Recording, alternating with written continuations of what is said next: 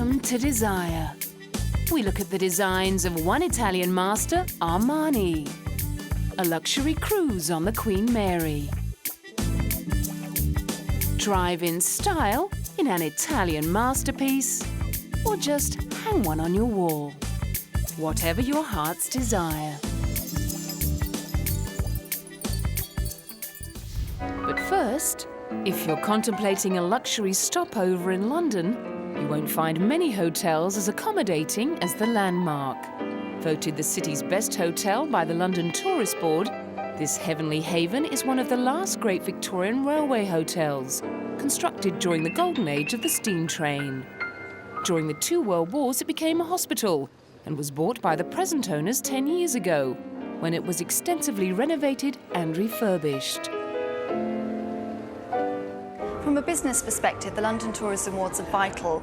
They don't just look at customer service and the things you see front of house. They look behind the scenes at how an organisation invests in its product, the staff training and development, how they try and gain repeat business. So it doesn't just look at the bedrooms and the furnishings, it looks at the whole organisation and the way it runs itself.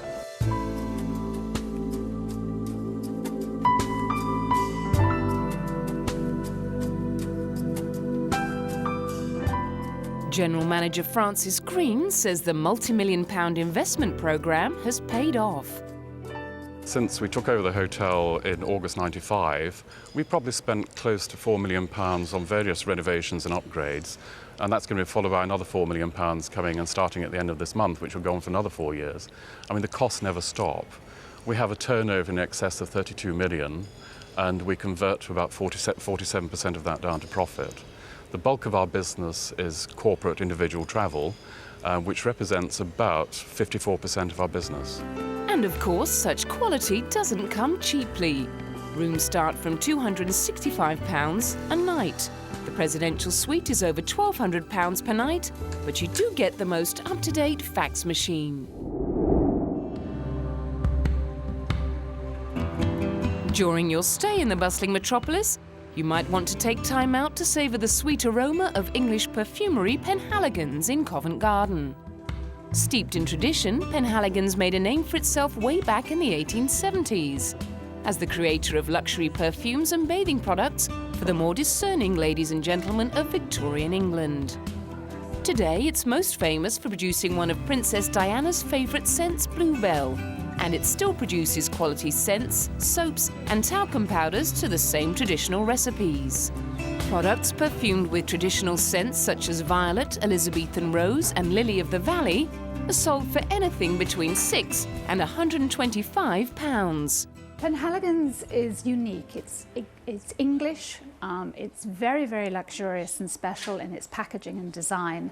We've always taken an approach that people would find us because ultimately people love something that's very unique and very special. And we have a global market of people who are fascinated and very, very loyal to Penhaligon's and will travel the ends of the earth to find it.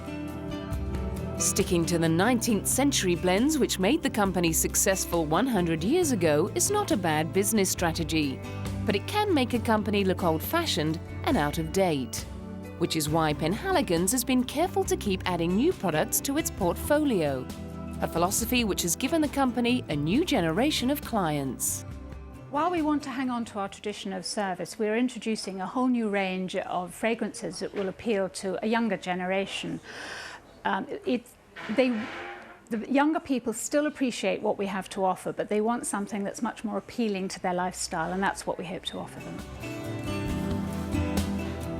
And if you can't get to London, don't despair. Michelle Stewart's mission for the future is to take Penhaligon's scents to the rest of the world. The company has plans to open more shops in the United States, the Far East, Russia and Europe.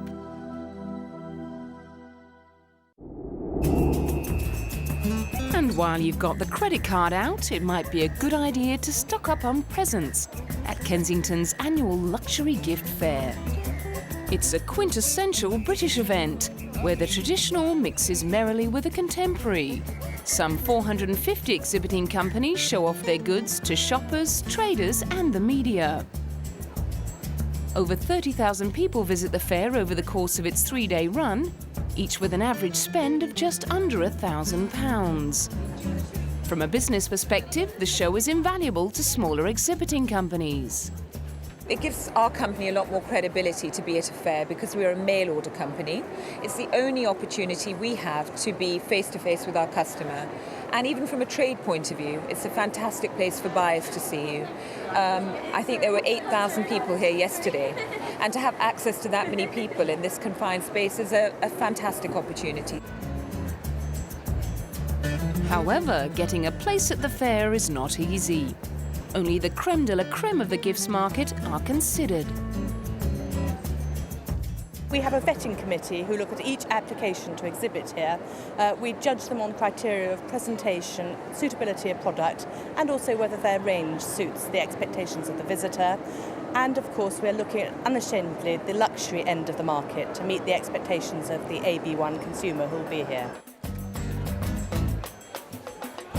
And whether you're in pursuit of that ultimate gourmet experience, or just looking for that gorgeous little something for the loved one that has everything, organisers promise visitors to the fair won't be disappointed.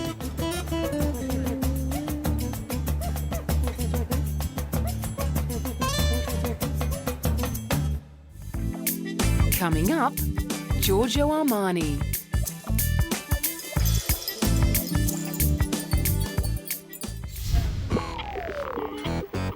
If all that London shopping leaves you feeling hot and thirsty, why not skip over to Italy for a vodka on the rocks with a difference? Based on the Ice Hotel in Sweden, Milan's Freeze Box offers a corner of Lapland near the Mediterranean, with ice glasses, an ice bar, ice tables, an ice sofa, even ice lights. Made of 50 tons of crystal clear ice carried from the River Torn 200 kilometres north of the Arctic Circle, the ice bar offers a new take on dressing up for the evening.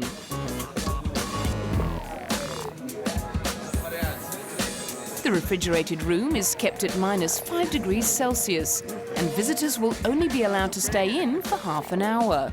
Partly to let as many people come through the bar as possible, and partly to avoid frostbite.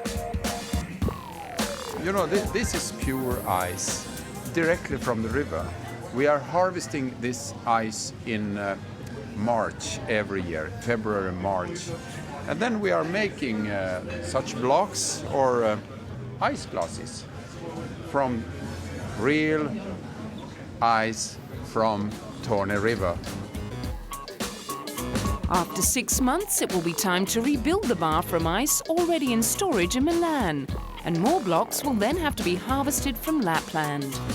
The ice will be worn away over the months as people touch the ice and their breath starts to melt the thick, clear blocks. Some ice has been already brought here in Milano and is being kept in a big store, and some other will come. And the nice part of it is that we can design it completely new every single time. And so we can put our ideas, we can put our style, and we can also have some Italian stylist or designer to help us in doing this.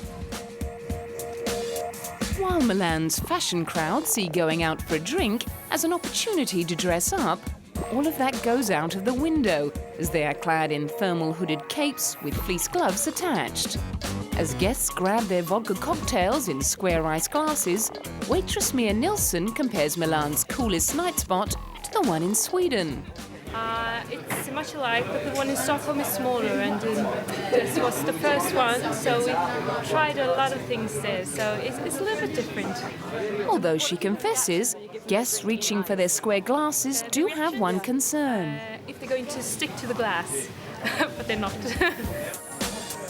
And while sipping their cool drinks, visitors can pull up the hood of their capes and pretend to be somewhere in the Arctic instead of on the streets of Europe's most desirable city. Well, I can look out and see the roofs and the streets of Milan, but I feel like this evening I'm well and truly in Lapland.